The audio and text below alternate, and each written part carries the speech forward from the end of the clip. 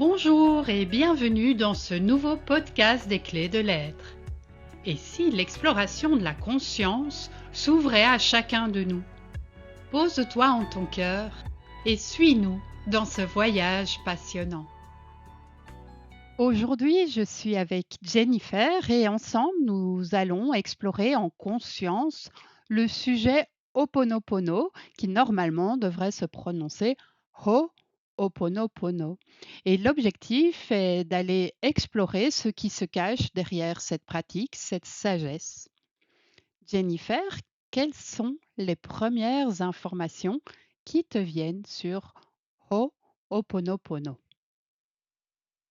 Quand tu as dit le mot Ho'oponopono, j'ai toute la partie, de mon corps autour du cœur, là, sur, la poitrine qui a chauffé, qui s'est illuminée, tu vois? Comme si c'était venu réveiller ce centre-là, le cœur, et ça irradie, tu vois, sur, toute la poitrine. Voilà, ça chauffe, ça brille. Comme si c'était le point de départ de quelque chose. Parce qu'en même temps, je ressens dans le corps, là, comme un fil, ce qui me tu vois, ça m'évoque comme un fil de pêche un peu, mais qui relie, tous mes chakras. Mais ça tu vois, ça part du cœur, et en fait, c'est comme si la pratique, de Ho'oponopono, ça va venir réveiller, ce chakra du cœur, et rayonner, et petit à petit, ça va venir illuminer tous les autres aussi. Ça, c'est dans ton ressenti, Oui. dans la vie de quelqu'un. Qu'est-ce que ça invite à faire? Alors j'ai un double mouvement qui me vient, hem, un mouvement introspectif, Oui, hem, et un mouvement expansif. Donc, le côté introspectif de revenir à soi. Mmh. Tu vois, ça, ce qui me vient là, c'est la notion de guérir, se guérir soi-même, et ensuite, de l'offrir. Tu vois, après, de se tourner vers l'extérieur et de l'offrir, de le diffuser, en fait, autour. Ouais, c'est vraiment le mot «offrir», hein, qui me vient, c'est vraiment ça. Donc j'ai ce double mouvement, en fait, dans la vie de la personne, comme une vague, justement, et voilà, ouais, comme une vague, à l'intérieur de soi, et ensuite j'offre autour. c'est comme si c'était une guérison intérieure qui se diffuse vers l'extérieur, en fait.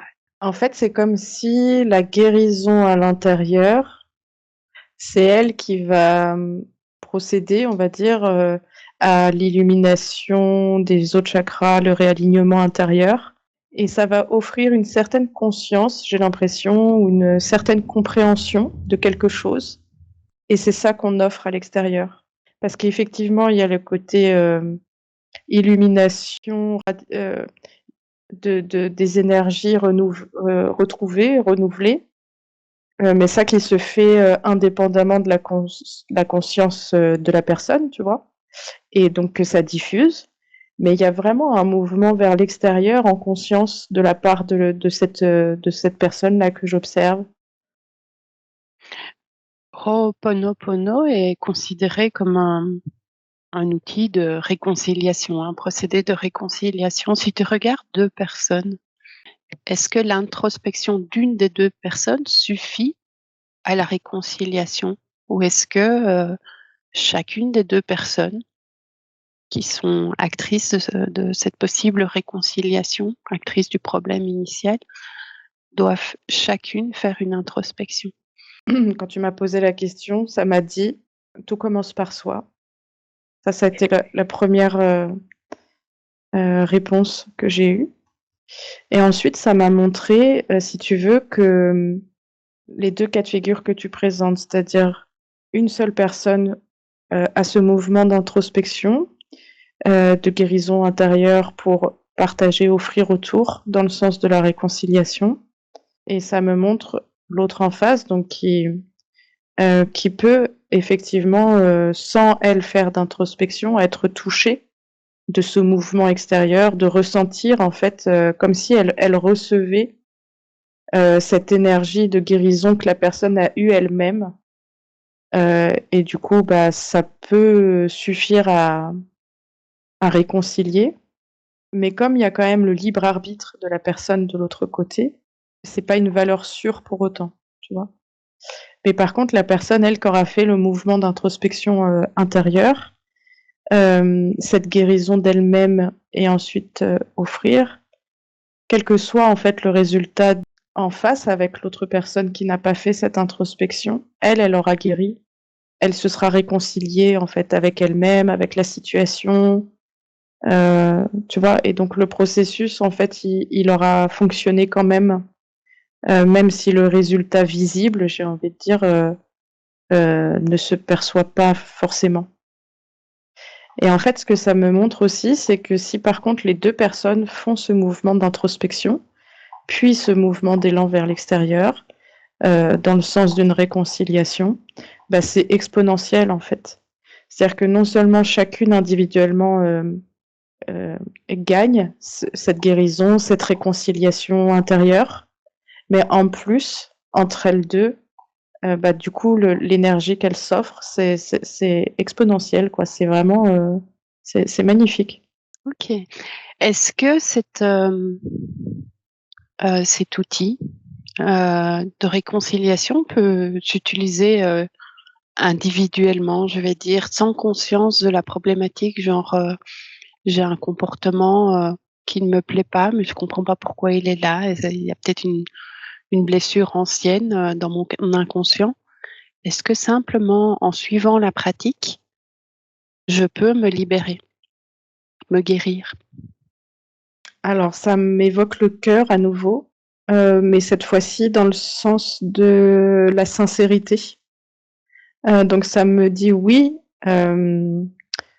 mais avec cette condition de sincérité avec soi-même et dans la pratique. De pleine présence. Ouais, tout à fait. En fait, tu vois, c'est que ça me montre aussi, alors ce que ça me montre, ça m'évoque un côté sérieux, rigoureux, mais vraiment dans le sens de la sincérité. C'est-à-dire, peut-être je vais m'acheter un livre, sur, Ho'oponopono, je vais le lire et je vais appliquer avec ma plus grande sincérité ce que j'ai lu et dans ce cas-là, oui, tu peux tout à fait avoir des résultats, même si tu n'as pas tout à fait conscience au moment où tu débutes le livre de ce que tu aurais à travailler, mais en fait, ça va se guérir, en pratiquant, sans forcément même revenir à ta conscience, enfin, tu vois? C'est voilà, dans l'invisible, on va dire.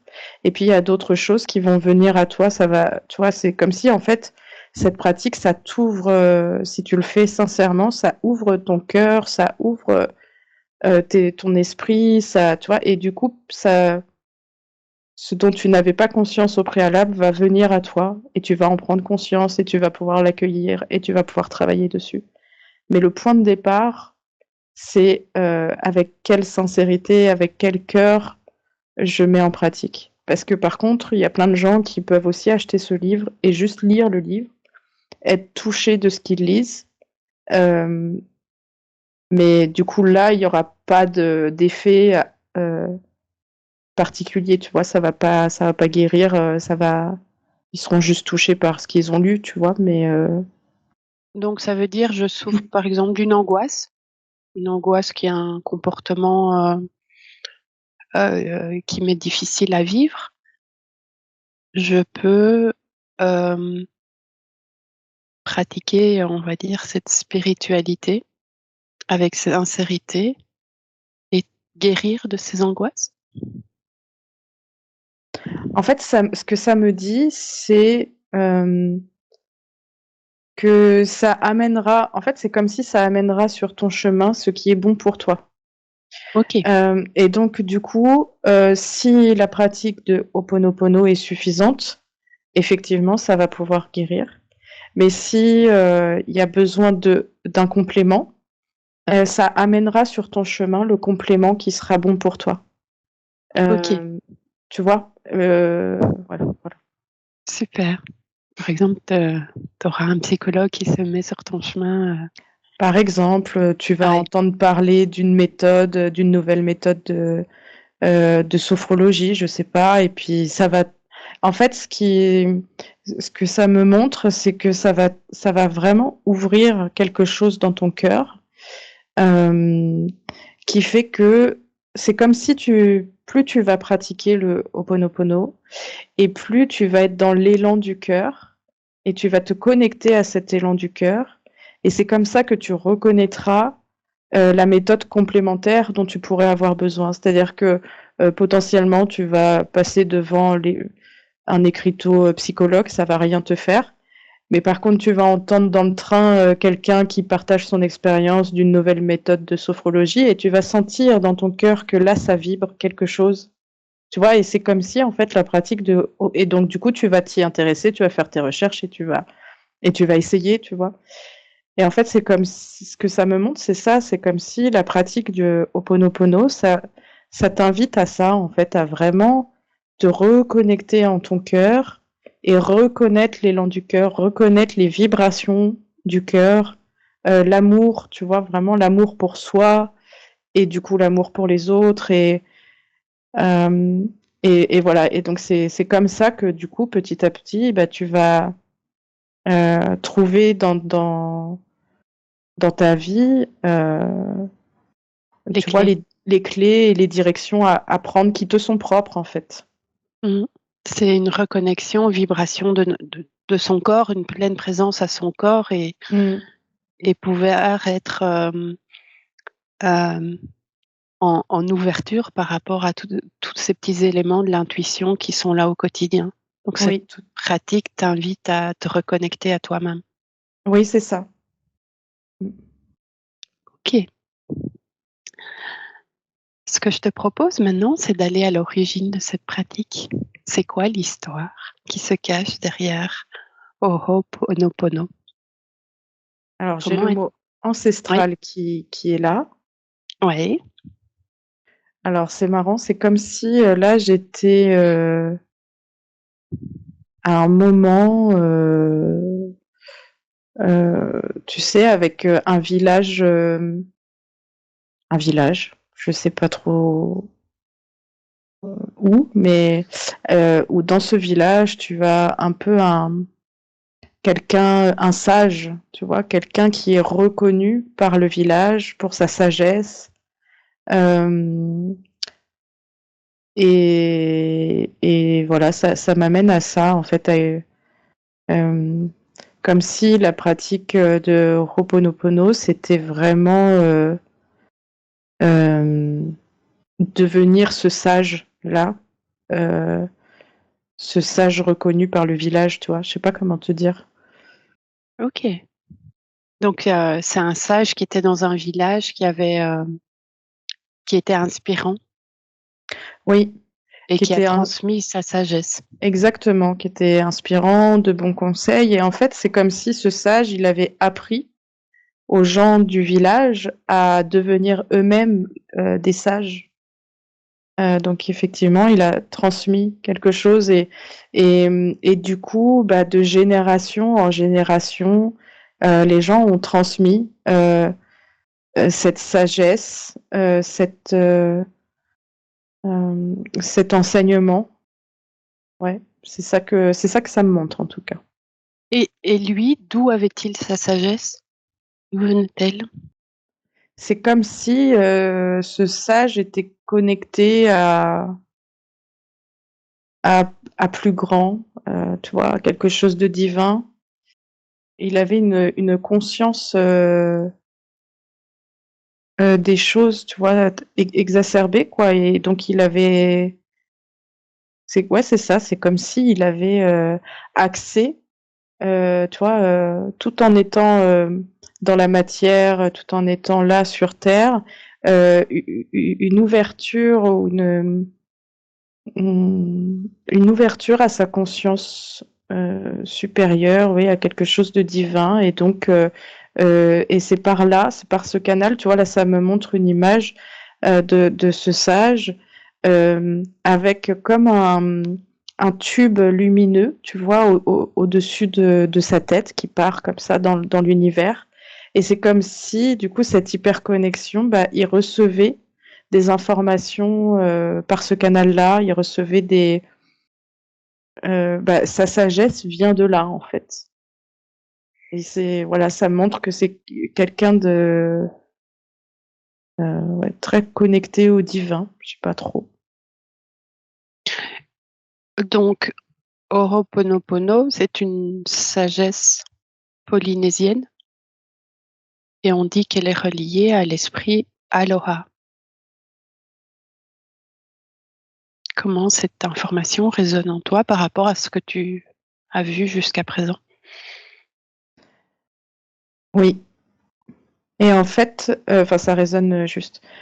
Et en fait, là, quand tu as parlé de l'esprit Aloha, c'est comme si, eh ben, c'était ça, c'était ce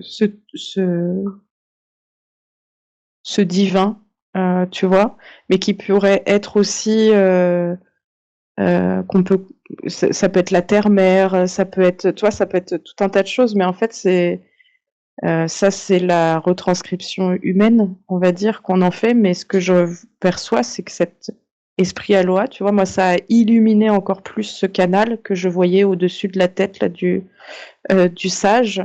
Et ça illumine vraiment l'univers. Euh, j'ai pas d'autres mots parce que j'ai pas beaucoup de connaissances dans l'univers, mais tu vois, c'est euh, ouais, un côté céleste, quoi, tu vois. C'est le vivant. Oui, c'est. Oui. On parle d'esprit Aloha dans la sagesse polynésienne. À quoi ça correspond dans notre sagesse ancienne?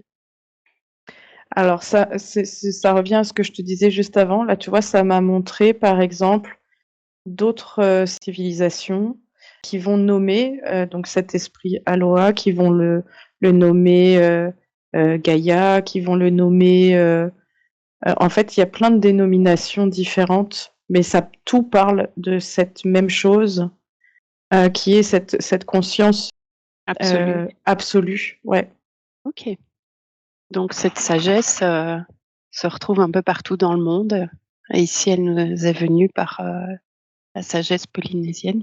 Mhm. Dans le mot Ho'oponopono, il y a apparemment d'autres mots. C'est une composition de différents mots. Si je te dis le mot Ho, qu'est-ce que ça t'évoque? Je ne sais pas si je le prononce correctement dans la sagesse polynésienne. Alors, c'est un mouvement c'est une image de mouvement que je vais essayer de te décrire comme on est en podcast. Un mouvement où tu joins tes mains un peu comme en prière et que tu Ouais. ramènes à toi vers le cœur. Mhm. C'est ce mouvement-là qui m'est montré quand tu évoques le Ho. Ok. Se ramener au cœur. Ouais, les mains, tu joins tes mains Tu joins ta main en comme en prière. prière et tu ramènes au cœur. Et si je te dis le mot Pono? Alors, là, j'ai plus un ressenti, physique, d'un mouvement intérieur, un peu ce que je te décrivais au tout début, c'est-à-dire, comme un fourmillement, tu vois, au niveau du cœur et qui va petit à petit se diffuser à l'intérieur de mon corps. Ouais, c'est ça que ça me donne comme ressenti. Tu vois, vraiment à l'intérieur de moi.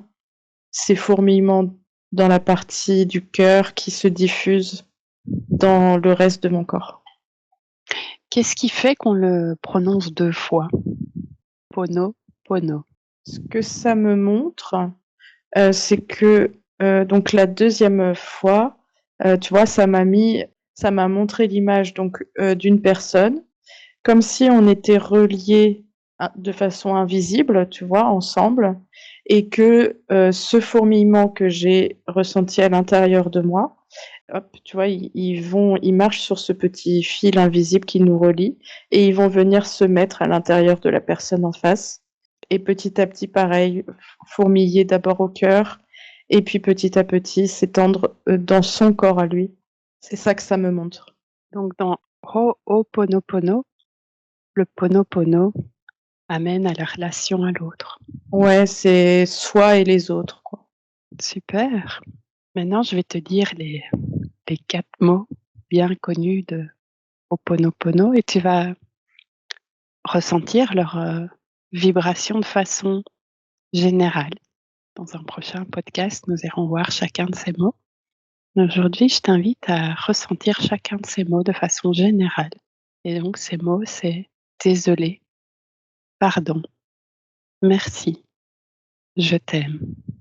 Bon, alors, j'ai les poils qui s'irrissent de partout sur le corps. J'ai une émotion, tu vois, là, j'ai les larmes aux yeux qui me montent, mais pas de tristesse, de gratitude, de reconnaissance. C'est comme si ça me connectait à un amour inconditionnel de soi et des autres.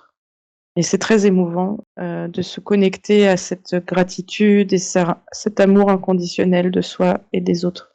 D'une certaine façon, si chacun de nous était dans cette sagesse de répéter ces mots en conscience, cela permettrait d'augmenter les vibrations Ah ouais, de clairement, notre ouais. environnement. Ouais. Ça diminuerait les conflits. Oui, ça me donne comme une image de poupée russe, où, tu vois, quand tu as dit: «Ça diminuera les conflits», ça m'a montré une poupée russe avec, à l'intérieur, tu vois, la plus petite poupée, c'est soi, les conflits intérieurs entre soi et soi. Et puis la poupée d'après, les conflits familiaux directs, tu vois, avec son conjoint, ses parents, et puis la famille en général, et puis l'environnement social, donc amis, travail, et cetera. Et puis plus largement, du coup, l'environnement social aussi, mais indirect, le boulanger, enfin, tu vois, le charcutier, et que en fait tout ça tu irradies et que effectivement ça pourrait à la fin, tu vois, permettre à si chaque personne qui va pratiquer Ho'oponopono va avoir ça, cette montée vibratoire importante avec toute ces actions soit concrètes, soit indirectes, mais sur ces conflits, quelle que soit la nature du conflit. Et du coup, à terme, si tu vois, ça me montre que plus on est «nombreux» entre guillemets à appliquer cette sagesse ancestrale, et potentiellement ça peut changer une société. Parce que ça résonne, parce que, si chaque personne monte en fréquence, et irradie son propre environnement, tu vois, ça fait beaucoup de lumière en fait petit à petit, et effectivement ça peut changer profondément les vibrations d'une société, du coup. Et donc ça amène une guérison intérieure, on va dire micro, mais Oui, ça amène aussi une guérison macro. macro, ouais, tout à fait. Super. Après, ça me rappelle quand même à la sincérité, tu vois, Mmh. et ça me La rappelle encore condition. au cœur, tu vois? C'est vraiment la condition, c'est comme si l'entraînement le plus important dans cette sagesse, c'était ça, de rester en lien avec son cœur et sa sincérité à soi, tu vois? Et de faire chaque chose avec cœur, chaque chose en conscience, et c'est vraiment la condition principale. Super. Merci beaucoup pour cette première exploration en conscience sur Ho'oponopono. Merci aussi, c'était super. Envie de soutenir les clés de lettres? Likez ce podcast et abonnez-vous à la chaîne. Pour toute demande, contactez-nous à l'adresse lesclésdelettres@gmail.com. À bientôt!